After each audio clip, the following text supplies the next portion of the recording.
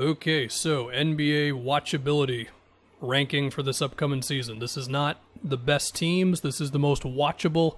There's definitely overlap with those two things. There is also the potential of trades messing this up, I know, but I didn't feel like waiting for this any longer. For the Sixers, Philly right now to me is kind of like in a B state. If they do trade Ben Simmons, I think it definitely makes them more interesting. The reason I give them a B is because to me, they're just kind of stuck in being very good, but not at the absolute top of the league. Like, Joel Embiid himself is great to watch, no doubt. But besides that, I can't find myself being super excited about Philly this year, even if I acknowledge they should be one of the best teams. The Wizards, I feel like the Wizards have a lot of stuff going on. I feel like I'm going to give them a C. But Dinwiddie and Beal, you have the potential of Denny doing more off the dribble. We'll see.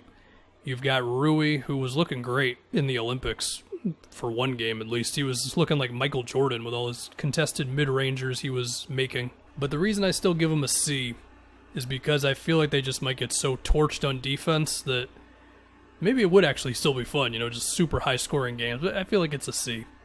For Atlanta, I want to give the Hawks an A. DeAndre Hunter's coming back, and he could be a real offensive option. He was doing stuff off the dribble before he went down.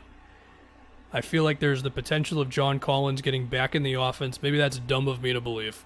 I feel like Cleveland could be sneakily kind of fun. For one, you've got Evan Mobley, who draft people think can be awesome defensively right away. You have Sexland backcourt still.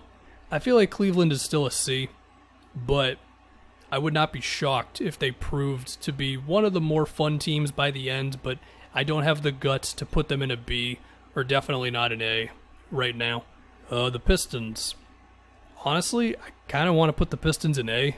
I mean, Cade by himself is the main reason here, but I just feel like the roster makes sense. I mean, Jeremy Grant is a good number 2 scorer right now. Maybe if you're contending for a title, he isn't, but for what the Pistons are right now, I think it works. Sadiq Bey, that's a really good floor spacer for Cade. You've got Isaiah Stewart, who's fun because he plays hard as hell. I feel like they're going to be fun. Cade just creating offense, and now we have Indiana. I feel like Carlisle could spice things up a little bit more. Maybe get some more dynamic offense, as opposed to just Brogdon-Sabonis 2-man game with what feels like every possession. But I don't know, I'm still freaked out by the injuries. TJ Warren, Karis LeVert. I think that's my problem with Indiana. I feel like they're just going to get hurt, so I don't want to commit to watching them. Like, Brogdon, Warren, and LeVert have all dealt with injuries, so I'm going to put them in C. If they're healthy and Carlisle can do more things with the offense, they go to a B, but right now they're a C. The Bucks. I feel like they have to be A. I mean, you could be like, well, we know what the Bucks are, but it's still really fun. Like, it's fun watching Giannis set screens and dunk on people. It's fun watching Drew Holiday play defense. The Raptors, they lost Kyle Lowry, and that's rough. They got a lot of good things still. Siakam could bounce back. You got Precious Achiuwa, who could do things on defense, roll to the rim. You have Van Vliet. You got the potential of Anunoby doing more on offense. You got Gary Trent, who might chuck up 10 threes a game. But without Lowry, I just got to put him in a C. Now we have Dallas. I'm very excited to watch Dallas this year. I'm putting him in A. Of course, Luka is the biggest thing, but I feel like there's a lot of intrigue there. How is Jason Kidd going to do anything different here besides Luka screens and Luka ISOs? How is he going to use Porzingis? I feel like, it's just a lot of untold information. I just want to see what happens. Denver. Honestly, I think a healthy Nuggets team is an S tier in terms of entertainment. I will give them an A. Jamal Murray's out. That's rough. But Jokic himself is just so fun, because Jokic just does something every game where you're like, what the hell is that? Whether it's one of those crazy turnaround jumpers or a full court pass, or he grabs the rebound, just throws it behind his head, and it perfectly goes to Aaron Gordon for an alley-oop. That's not going to happen, but there's like a 1% chance it does. The Grizzlies. I think the Grizzlies are like a really tight-knit group, and they love just feeding off of each other, and you've got Dylan Brooks, who he's going to take some wild shots. He's going to make some of them. Ja Morant is always fun. I do want to put the Grizzlies in A tier. The T-Wolves. I fear that the Wolves might not be that good, but at the moment I want to put them in B, because there's a lot of stuff here. I mean, you have Towns. I know it's tough to remember, but Towns is one of the best players in the league. You have D'Lo, one game it's 30 points, next game it's 17 points. That's a bit of a roller coaster, I guess. You've got year 2, Anthony Edwards, Malik Beasley. I feel like they're going to score a lot of points. So if anything, if you just want your offense kick, I feel like the T-Wolves can do that for you. They got a Kogi, they made the move for Beverly. We'll see if he's really on the team in 2 weeks, but I feel like there's enough there. The Spurs. I like a lot of the Spurs guys, but I have to give them a C. I like DeJounte. He could get back to all defense. His mid-range is improving. Derek White's a good two-way guy. Jakob Poeltl has been one of my more, I care about this guy a little too much dudes around the league. But at the same time, I just don't think there's enough spice here to go higher than a C. The Jazz. Probably a B for the Jazz. I mean, you figure they're still going to move the ball around. There's going to be a lot of swing offense, which was really fun to watch in the regular season this previous year. I can imagine people maybe souring on the Jazz just because of the amount of times we've seen them flame out in the postseason. But they should still be a fun team. The only reason they're not an A, I mean, maybe Donovan Mitchell going to another level could push them to an A. But to me, the reason they're a B is kind of similar to the Sixers, where it's just I know who they are. The surprise is kind of gone, but they should still be a good watch. As for why the T-Wolves are there, it's because they're nothing but unknown. I just want to see what happens. The Clippers are probably a C, just because without Kawhi, I just don't know how motivated I would be to really watch them. Phoenix, so you get Chris Paul mid-range, which is always fun. You get the potential of Devin Booker taking another jump. There's also DeAndre Ayton, and if he can improve, Mikal Bridges, can he do more off the dribble?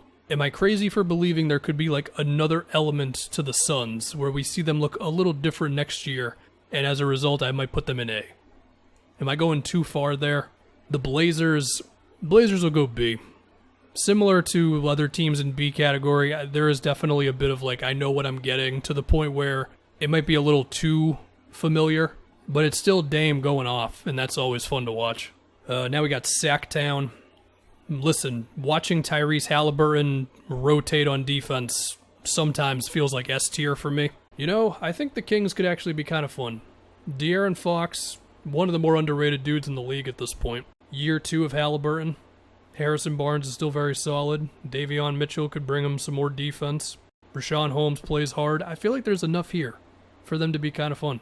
Let's see, the Knicks. What do I do with the Knicks? They're going to be tough on defense. You know what? I'm going to give them a B because I feel like RJ could be a borderline all-star this season. I feel like his jump from year 1 to year 2 was kind of insane. So, if anything, I'm just kind of planting my flag on if RJ Barrett starts averaging 23 points a game this year, don't be surprised. We have the Pelicans. I kind of want to put the Pelicans in A just because of Zion. It's awkward because I want it to be good so bad because of Zion and Ingram. But we all know how last year went with bad defense, and so they're probably going to be B because I want to be a little realistic, but I really want them to be an A. Okay. Now we have the Hornets. I think the Hornets go to A. I feel like the Hornets are similar to the Grizzlies. You got star point guard. The announcer for the Hornets is great. Hopefully Gordon Hayward's healthy. You got Rozier. You have Miles Bridges, I guess, playing center, dunking on people. There's a lot to be excited for. I think they're an A. The Rockets. So, in one sense, I think the Rockets could be a B just because of Jalen Green and Christian Wood. But I can't help but keep thinking about John Wall just stealing shots away from young players, and it pushes him down to a C. Miami. Miami goes to A. I love Kyle Lowry. I think the Heat have been one of the more fun teams to watch because you have Spoelstra who just does weird stuff, whether it's junk defense where it's a zone, then it's switching, then it's trapping. It's all over the place, and it somehow works. You've got motion offense the other way. Then you also get the odd night where Duncan Robinson makes 9 threes. And you've got the intrigue of how good is Tyler Hero. So I think there's a lot there to watch with Miami. The Bulls. Bulls fans are very excited. I'm definitely intrigued. I want to see how it all looks with DeRozan, Levine, Vooch, Patrick Williams year 2. So I can understand why Bulls fans are super hyped. I'm not doing backflips over it, but I'm excited to watch the Bulls more than I have in the past. The Nets are going to be the first S-tier team. And I know this is super obvious, but the reason I'm putting them in S is because we barely got to see Harden, KD, and Kyrie play together last year. I mean, I think between regular season and playoffs combined, it was like less than 20 games. So if we can just get like 65 games at least of those three together, yeah, sign me up. OKC. Probably C tier. Shea is great. Lou Dort is their own version of Marcus Smart. Pokashevsky's fun, if anything, just to like see what the hell is going on with this 7-foot guy who shoots threes and stuff. But I just can't go farther than a C. The Warriors, probably an A.